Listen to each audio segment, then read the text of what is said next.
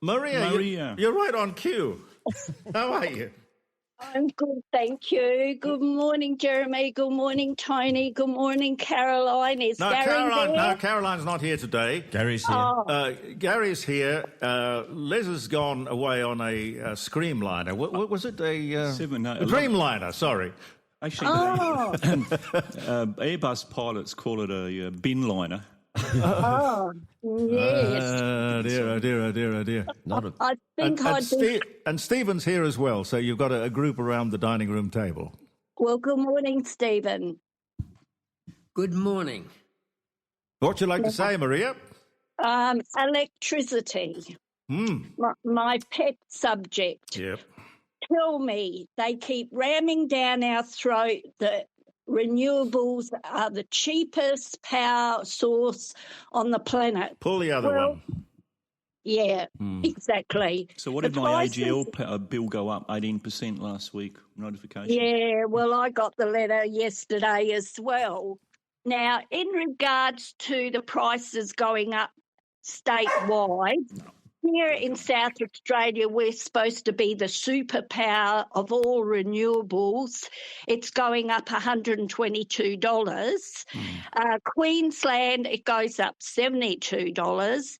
And New South Wales, $216. But they don't show any of the Victorian or Northern Territory or Western Australian prices. Now, tell me, why are we going up $122 here in South Australia? Our prices should be at a minimum of 10 to 15 cents, because most of the time when they are ripping us off, they actually turn off or curtail. They use all these fancy terminologies of curtailment. Why don't they just say switching it off? You know, that's because you might understand.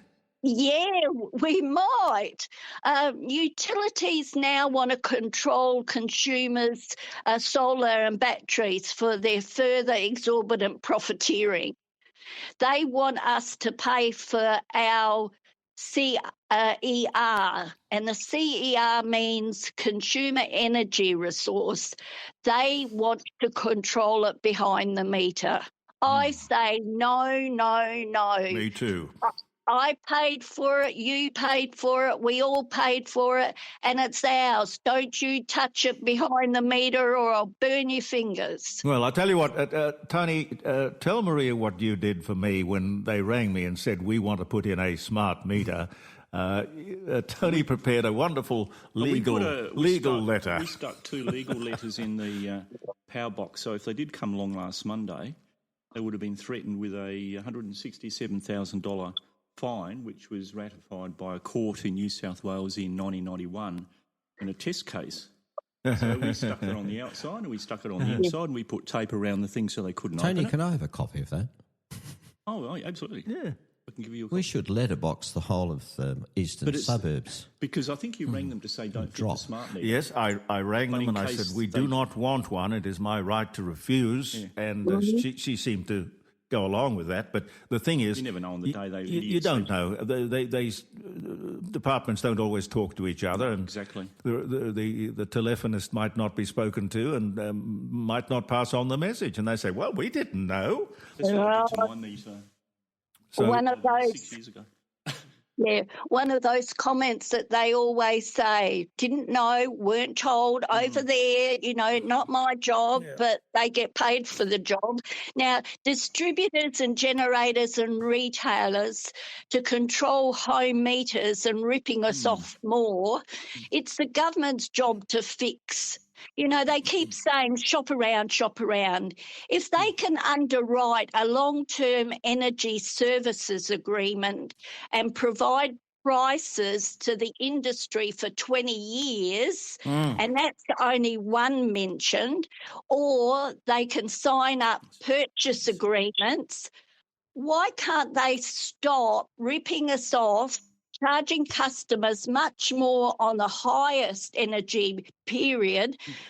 Look, you know what annoys me, Maria? Yeah. They put the peak rate between 3 p.m.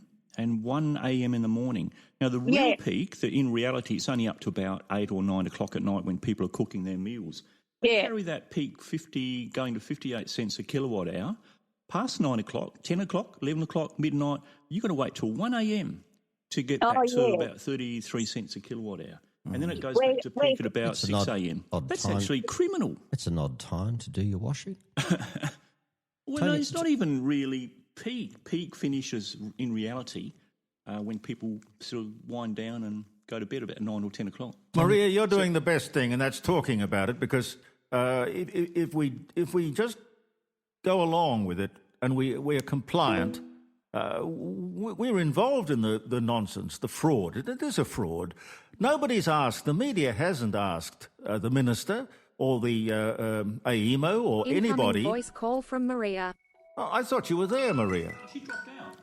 Ah. Incoming voice call. Maria, did you drop out, darling? Yes. Oh. We didn't hang up. No, I didn't hang up. I'll just finish off. Yep. Look, this time of use should be abolished. Off-peaks are there. They should be used. The Energy Australia chief gives us an example of behind-the-meter rip-off. And I feel we should have a new way. It's urgent and it's necessary. The government, the minister, the ombudsman should provide us with the cheapest prices for the consumer. And this example that I'm going to give you is that behind-the-meter, when you're cooking dinner, the smart software is going to turn off your air conditioner or pause your EV charging. Yeah, load shedding. No, don't give them. Just don't give them control. But somebody should ask these people, the minister or a AEMO or somebody, why? What is the justification for the increase in price? Have the renewables gone up, or are they in short supply, or did they drop off the planet, or what? Well, you know, the 18% is way above any inflationary figure that I can think of. No, there's no justification for it. Increase in the peak rate. No, none whatsoever. And that price that goes up is reflected in everything we do, everywhere we go, everything we buy. You're spot on there, Jeremy. That's the problem. This is why this state is going backwards when it should be flourishing. We should have this 10 or 15 cent tariff and look at all the investment that would pour into this state. People don't come to South Australia because of the electricity prices. Why? You know, we're not burning gas, we're not burning coal. We've got all this renewables, but we're getting no benefit from it. But why aren't we burning coal and gas? Because our contribution to global emissions is 1.3%, which is nothing. Doesn't matter what we turn on or turn off or burn. Makes absolutely no difference whatsoever. So what are we doing it for? It's not achieving. It's not achieving anything. If we were achieving, I wouldn't mind. But as you say, it is of no benefit whatsoever. And when you look at all the millions, billions that has been spent on renewables and electrification and virtual power plants and batteries, and the list goes on and on and on. And it's us, the customer, that has to pay. Now they want to put in to save $4 billion. They want to use our batteries. No, as I say, it's our asset. You leave it alone or you're going to get your fingers burned. Couldn't agree more, darling. I couldn't agree more. Yeah. Listen, if you want a bit of a laugh, Google, what would it be under? There is a pilot program, I suppose you'd call it, in the Illawarra, which is up near Wollongong. Around Wollongong, and this is one of the suburbs of Wollongong. God, I remember when Wollongong was a suburb. It's now a city, for God's sake. Anyway, what they've done is to select a particular postcode, and 500 homes will all be completely green. And these people, like lambs to the slaughter, are being taken along with this nonsense. The entire postcode is being conned, and the government will use them as a kind of a show pony or a pin-up pin-up thing for their absolute nonsense. But, here's the kicker. Every one of those 500 homes, do you know what it has cost them to go green? No. $50,000 a pop. Oh, well, they must afford it then. Maybe they are all green. Oh, no. The government comes along with a subsidy and a loan, you see. So not only is the government subsidising the renewables to get investment in renewables, it's subsidising the people who go green or use the renewables. Yeah. And then, of course, we're paying for it as well when we get our bill. So we're copying it three ways. Yes, and it's illegal to do that. So where are all these ombudsmen, ministers, governments? They're supposed to be protecting us. They're supposed to be finding the cheapest price like Dan Murphy does. Maria, they can do it on a daily basis. They can do it on an hourly basis. Well, it's what Professor Plimer says so eloquently.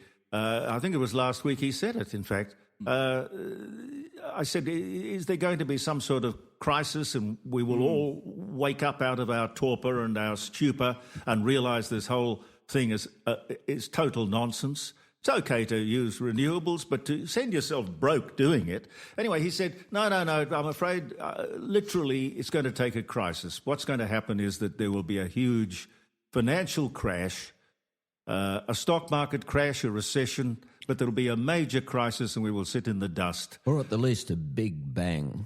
Taco's about to let one off. It could well be a big bang, but it's going to take a crisis and a lot of pain, which we do not have to go through. No. And Mr. Bowen and Mr. Albanese will take their indexed pension and go off quietly to enjoy the rest of their lives and leave us with the smoking hulk that they created. Yeah, that's the Maria, trouble. I think the overall comment I'd make about all of this is that it's all about populist politics. Yes.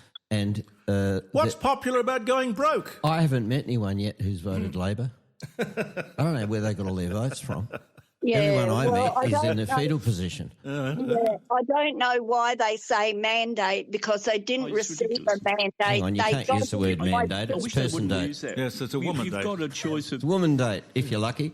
You've got a choice of option A or option B, like Liberal Labor. With option A, you get a whole bunch of things, including things you may like or not like, and option B gets something else. You can't say just because you got in with your bag of goodies that people like all of it, and they don't like. Correct. No, well, Labor. it's not like they've got a majority You anyway. can't pick and choose the bits that you want. We didn't vote on 50 or 100 different issues. We had to That's choose correct. A or B. Yeah. True. And then they say they've got a mandate. And you've got Absolutely- 34%. They've got 34% of the vote, Well, which that's is not hardly a mandate. mandate. That's not a Hardly a mandate. It's hardly a mandate. That's ridiculous. And why don't the journalists point that out? You know, they're all I lefties. think they're all lefties, and basically what they're doing is hovering in the wings, hoping to get a government job.